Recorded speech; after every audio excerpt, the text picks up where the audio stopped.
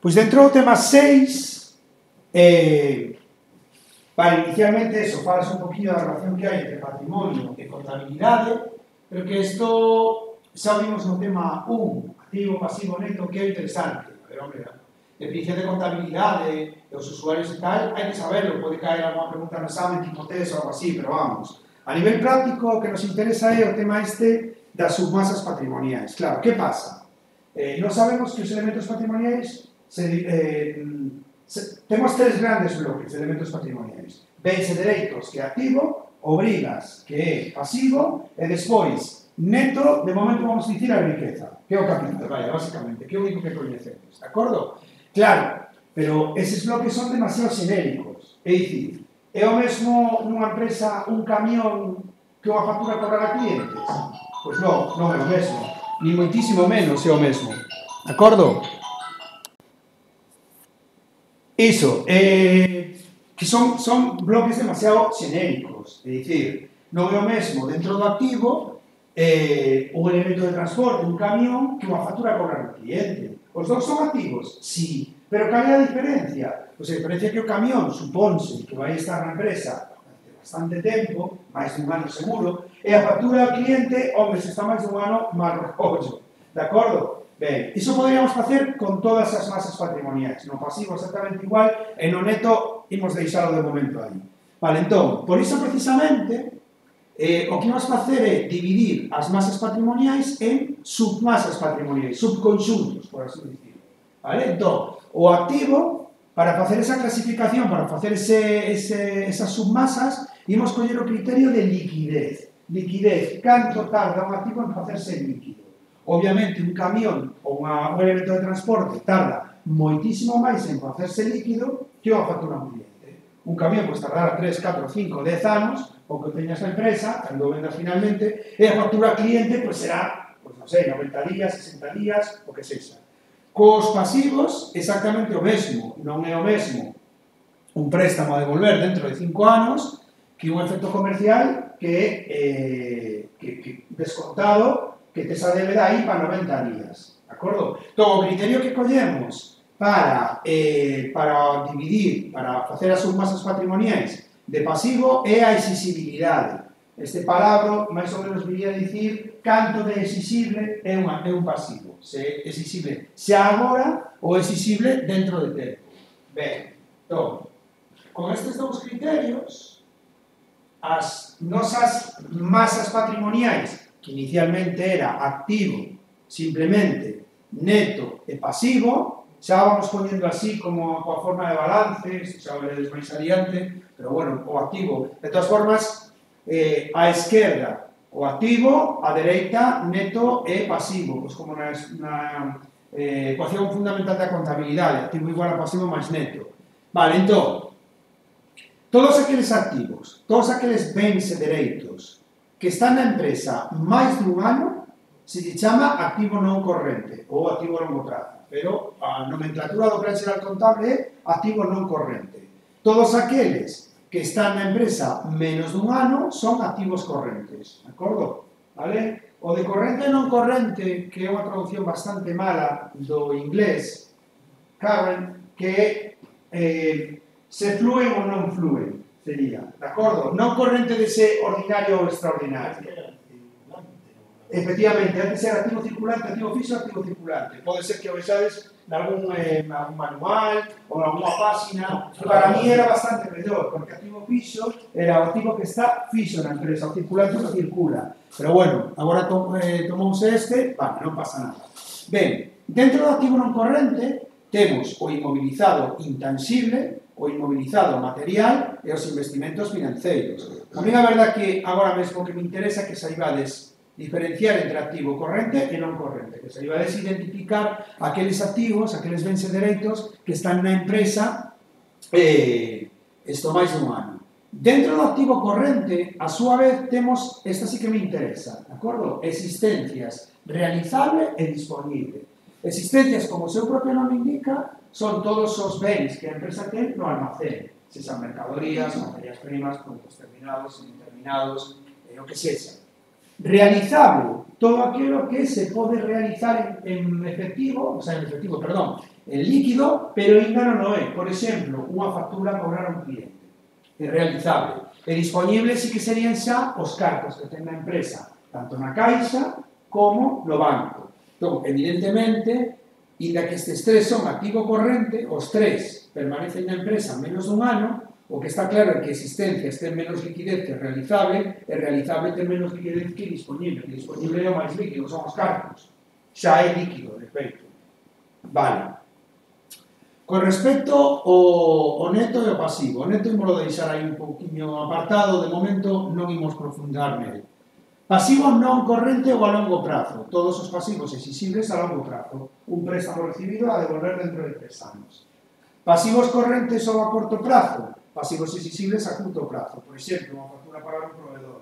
Por exemplo, unha letra descontada que vence dentro de 90 días. De acordo? Entón, con isto xa temos un poquinho máis especificado cada elemento patrimonial. Sabemos que non é o mesmo un camión, que decíamos antes, que vai aquí inmobilizado material, que unha factura a cobrar a un cliente que iría en realizable.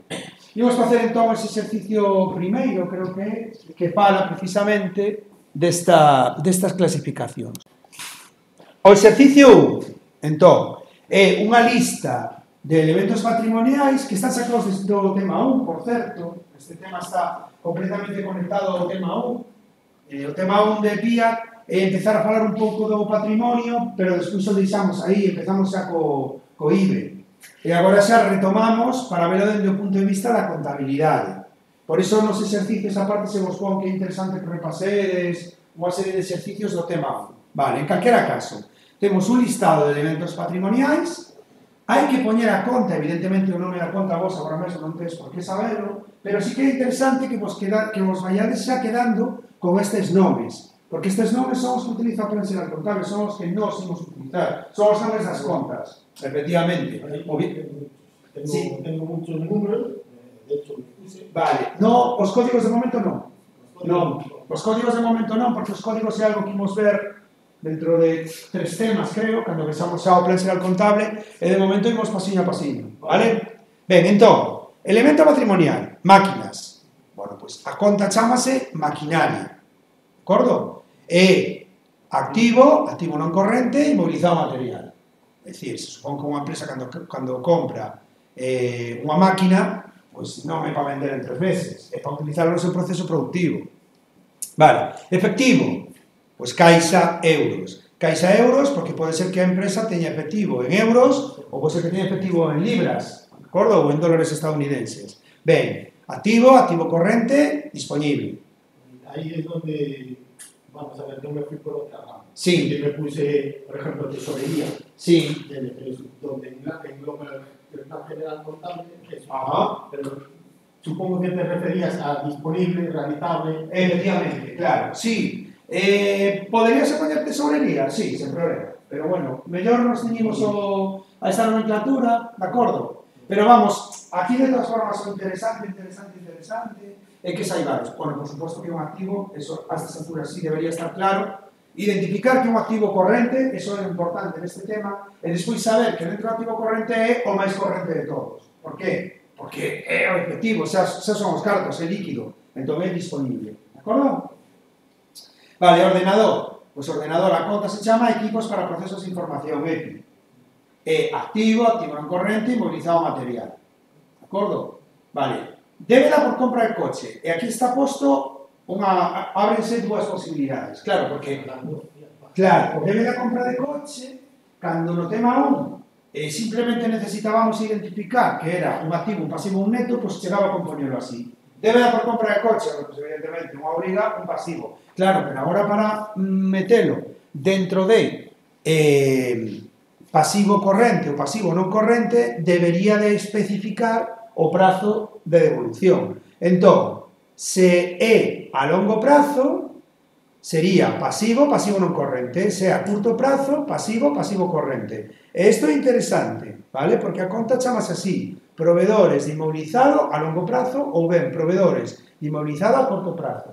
Estarían los dos en el 400, Non hai ningún no grupo 400, non e no 5, pero eso xa veremos, de acordo? Vale? No caso son os proveedores normais de mercadorías, pero non vamos a guiar con isto. Que non lo puse por outra Ajá. Vale, camión. Pois camión, un elemento de transporte activo non corrente, inmobilizado material. Sí? Vale. Préstamo concedido. Préstamo concedido. Ollo, isto é un préstamo que concedemos nós. É un dereito, efectivamente. Entón, o mesmo, temos que facer a mesma especificación, de acordo? Dependendo do prazo do dereito. E no exercicio non se especifica, no tema 1 nos hacía falta. Entón, que a longo prazo, que ese préstamo concedido van a devolver dentro de 2 anos, pois entón será créditos a longo prazo, activo non corrente, nos investimentos financeiros. Créditos a corto prazo, activo corrente, realizable, igual que unha factura a clientes. Vale, importante, interesante, que xa nos vaya quedando, vale? No noso disco duro. Sempre que sexa, claro, porque préstamo, sabemos que pode haber, pero préstamo concedido, préstamo obtido, vale. Cando sexa un dereito, cando somos nós que estamos deixando os cartos, outra empresa, un traballador, que sexa, temos que devolver eses cartos, sempre a palabra clave vai ser crédito. O sea, crédito en contabilidade sempre é dereito, non obriga, dereito. De acordo? Todo isto irásemos quedando cando vayamos vendo xa as contas, pero bueno, que é interesante xa irse quedando con determinados nomes. Vale, débeda por factura de teléfono. Pois, acreedores por prestacións de servizos, chamase así a conta, que é bastante descriptivo o nome, son acreedores que eu teño, acreedores sempre negativo, sempre pasivo, sempre obriga, por prestación de servizos. Claro, hai unha empresa que me está prestando un servizo, que é a telefonía. Eu debo eses cartos, evidentemente a curto plazo. Por tanto, pasivo corrente. Vale. Local comercial, chamase construcións, activo non corrente, inmobilizado material. Fotocopiadora, vale, fotocopiadora hoxe en día é exactamente igual que o ordenador, exactamente igual. Ten un equipo para proceso de información, de acordo? Por lo tanto, sería igual, activo non corrente, inmobilizado material. Un terreo edificado, ollo, o terreo, non a construción. Separamos a construción e construción, pero nos estamos falando do terreo. Terreos e bens naturais, vale? Bens naturais, pois é cando unha persoa, por exemplo, ten unha canteira, ten alguna historia deste tipo. En calquera dos casos, activo non corrente, inmobilizado material. Mesas de oficina, pois iso, as cadeiras e as mesas onde se sentan os administrativos, por exemplo, pois chamamos mobiliario. Será todo mobiliario, mesas de oficina, armarios, arquivadores, etc. Por suposto, activo non corrente, inmobilizado material. Que máis? Vale, débeda con Facenda, é dicir, nos fixemos unha liquidación e sabemos que temos que ingresar cartos en Facenda, pero agora mesmo ainda non os pagamos. Vale, como se chama isto? Esta conta, quero dicir, hai algunhas daqui que sí que hai que empezar xa a quedarse con elas. Esta non pasa nada se ainda non vas a veres. De acordo? Xa veremos no tema 11 e 12, xa vos fartaredes de utilizar este tipo de contas. Entón, chámase Facenda Pública, acreedora por conceptos fiscais. Si que é interesante recalcar outra vez que sempre que aparece a palabra acreedor, acreedora, é un pasivo, sempre, sen excepción. De acordo? Por tanto, pasivo, e por suposto pasivo corrente, porque a Facenda non vai deixar pagar dentro de moitos meses. Vale. Letra a pagar. A pagar. É dicir, eu merquei mercadorías, fixeronme asinar unha letra e, por lo tanto, teño unha letra a pagar. Vale, pois, efectos comerciais a pagar. Pasivo corrente. Existen as letras a longo plazo? Sí, sí que existen. No, hay sí. La parte de efectos comerciales a pagar ya se eliminó lo de delante. Porque antes, cuando yo estudiaba, eran proveedores de efectos comerciales a pagar O acreedores de centros comerciales a pagar. No, clientes a centros comerciales a cobrar o proveedores a centros comerciales a pagar, sí. Proveedores y acreedores también. Depende por qué fuera, a ver, Claro. sí, sería proveedores a centros comerciales a pagar, ¿vale? Pero... Pensé que había desaparecido. No, xa veremos cando pensamos o plan, pero vamos. De momento podemos chamarle así por alcume, non hai problema, vale? Ben, mercadorías, pois chamase igual, mercadorías, de acordo? Activo corrente e existencias, efectivamente. Pode haber algún caso que unha empresa teña mercadorías, hombre, se dedica a fabricar barcos, pero vamos, quero dicir, non é o normal. O normal é, sobre todo, en empresas non transformadoras, que é o que facemos nós, que precisamente mercadorías, pois evidentemente é a curto prazo. De acordo? Vale. Devedores. Isto significa que a mí me deben cartos. Por lo tanto, chamase igual, devedores, sempre que aparezca a palabra devedor, devedores, nunha conta, é positivo, é activo, é un dereito. En este caso sería activo corrente, realizable, efectivamente. Vale. Accións de Repsol. Investimentos financeiros a corto prazo, chámase. Activo corrente e realizable.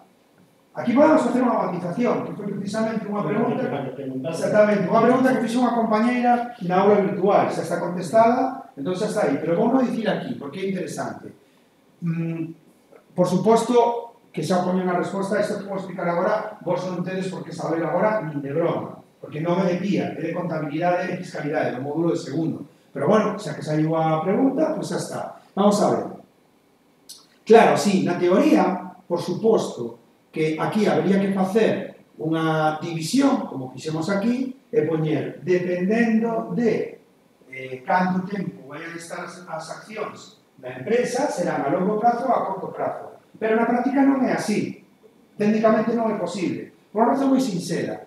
Porque o plan xeral contable, saberemos o que é, que ti sabes, que é, pois iso, como a lei básica que nos di como facer a contabilidade, o que di é que cando unha empresa compra accións de outra empresa para contabilizalas a corto ou a longo prazo, o que ten que primar é a intención con que compra esas accións. Entón, se ti compras esas accións para obter dividendos ou para obter unha plusvalía porque me costaron 100 e as vendo a 150, é dicir, para especular, sempre teñen que ser activo corrente.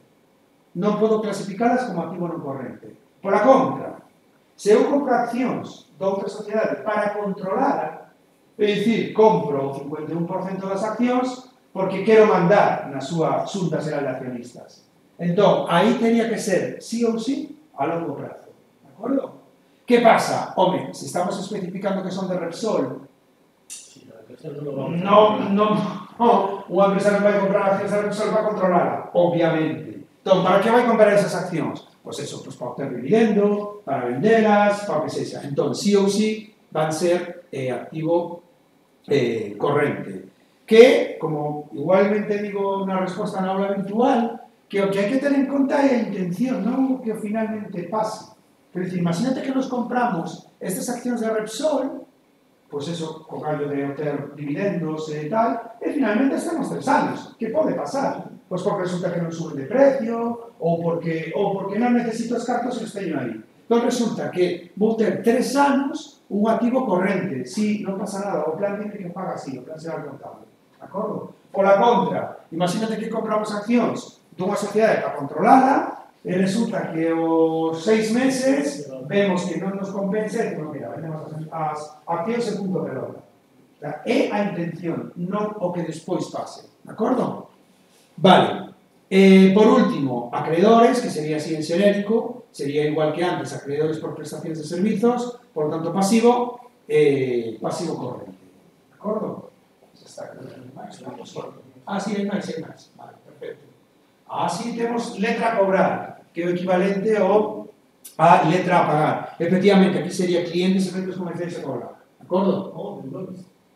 Sí, dependendo do que se xa que vendas, efectivamente. Activo corrente realizable, vale, préstamo recibido do banco. Recibido. Temos que facer a matización de antes, dependendo do prazo da obriga, no exercicio non se especifica, pode ser a longo prazo ou a corto prazo. O interesante, que vai levar sempre a palabra débeda. A palabra débeda é negativo, pasivo, obriga. Crédito, positivo. Débeda, negativo. De acordo? Vale. Billete, bueno, por suposto, pasivo, pasivo non corrente, pasivo, pasivo corrente, dependendo do prazo. Billete de 10 libras, pois o de antes, caixa, moeda estranxeira. Facturas de clientes, chamamos a secas, perdón, activo, activo corrente disponible. Facturas de clientes, chamase cliente a secas, activo, activo corrente realizable. Cartos no banco, unha conta corrente, ou que sexa, banco, conta corrente, esta aí vou utilizar moitísimo, claro, activo, activo corrente disponible. Facturas de proveedores, proveedores, xa digo, facturas de clientes, clientes, facturas de proveedores, proveedores. Pasivo, pasivo corto prazo, o sea, pasivo corrente. E por último, programas informáticos, que chamamos aplicacións informáticas, e activo, activo non corrente, inmobilizado intangible. Inmaterial, o que así. De acordo? Ese sería simplemente o exercicio.